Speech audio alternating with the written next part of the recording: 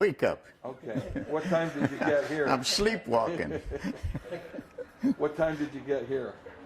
We got here, we opened up the place, Joe and I, at 8. We got here about 8:15. And I'm going to look at something here. I get through, you're going to throw it out. Because half of what I tell you, you can believe, and the other half you can throw out.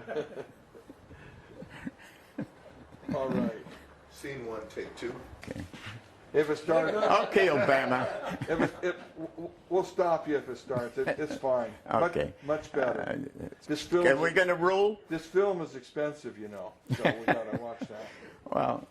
So, John, I'm going to ask you to repeat your name and how long have you been a member of Local 6? Yeah. And when did you retire? Well, my name is John Bruni.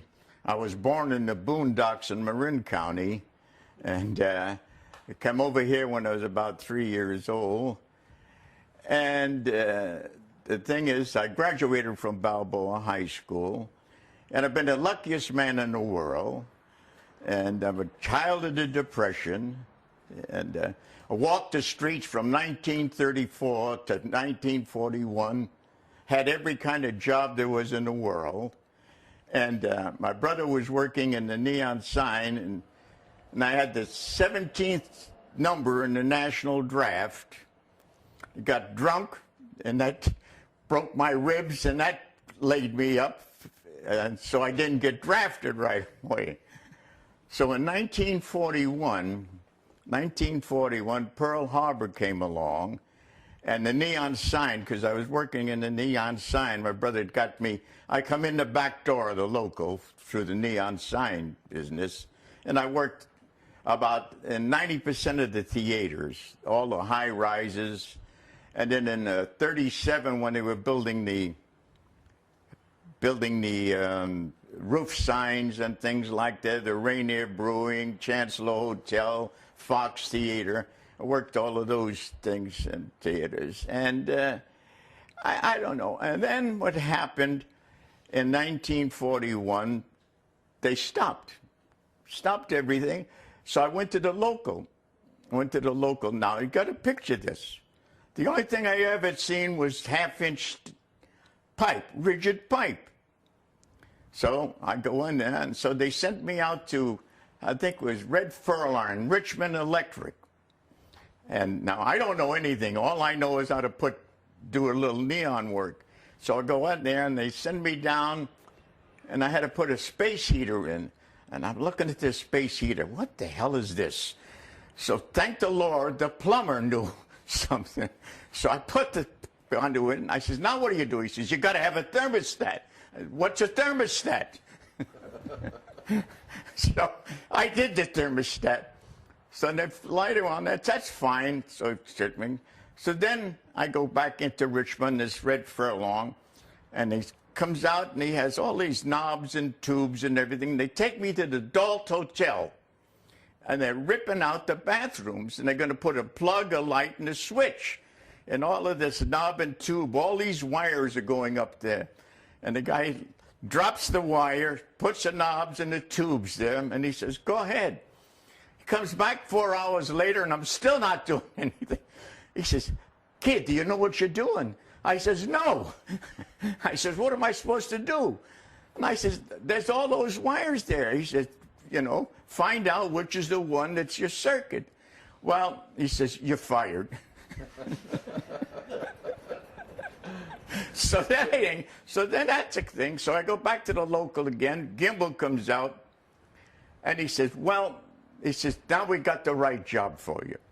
He says, there was a ferry boat that had sunk, and they were doing some damn thing. The motor stood about 4 feet tall, and I don't know how big it was.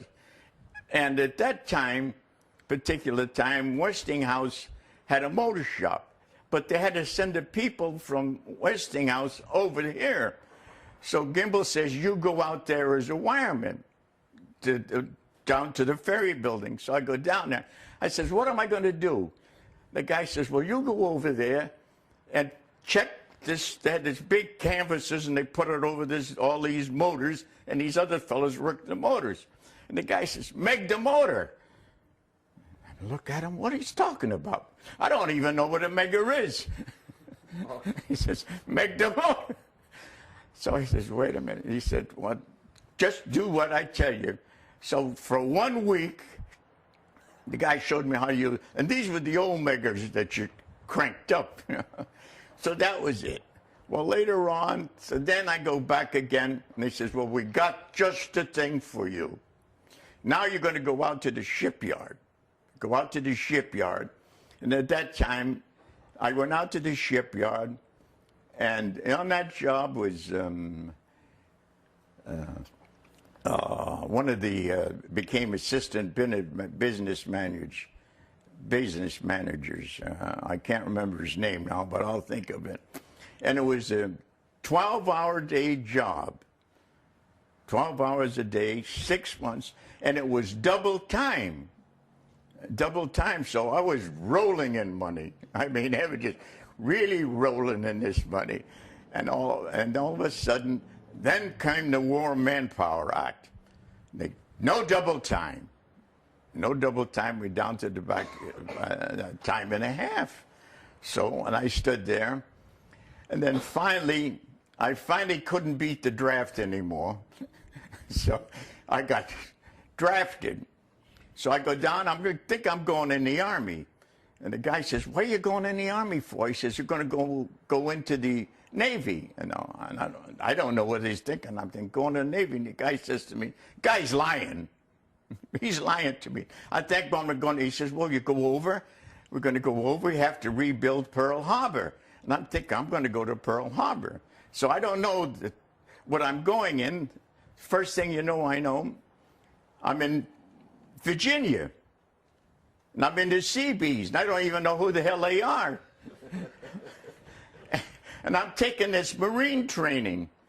And oh boy, I'm worried now because I thought that if you're going to go into Marines, because at that particular time, they had gone into Guadalcanal.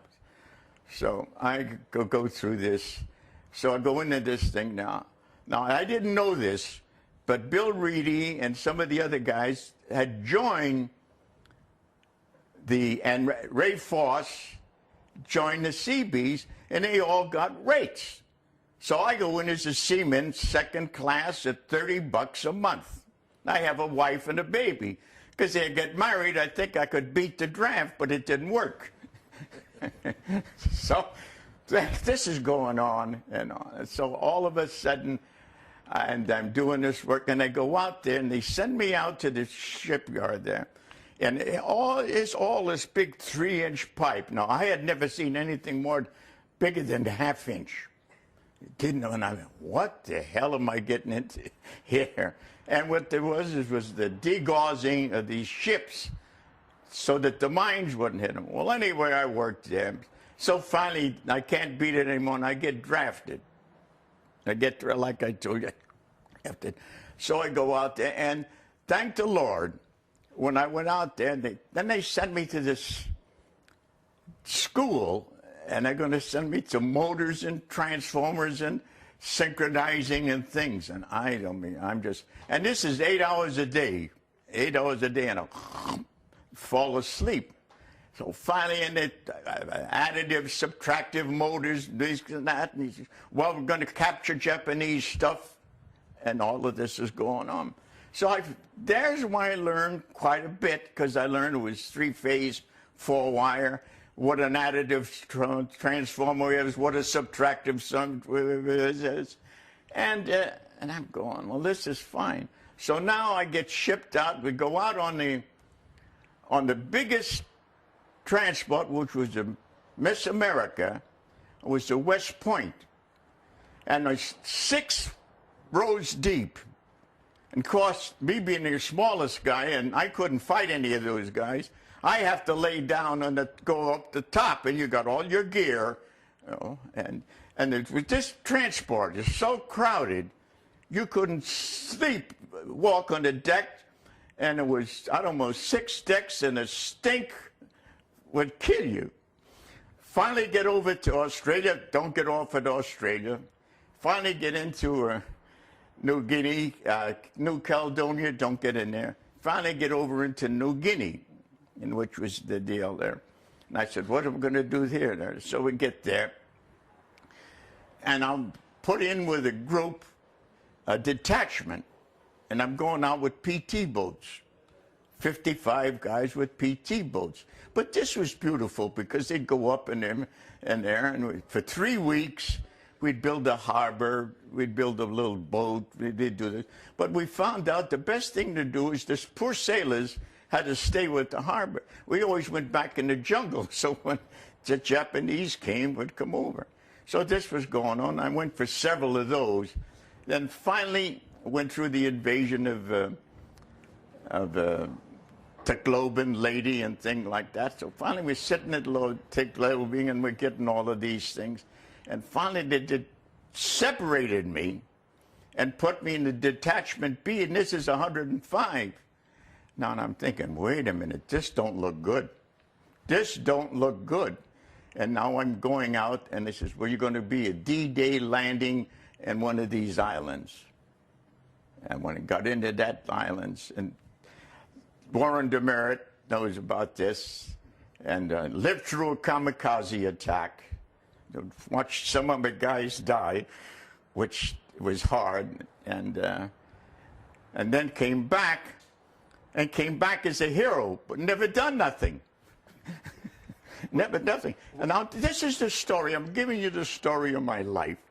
So I go up, and we go up. They send me to the sick and lame and lazy camp in Eureka.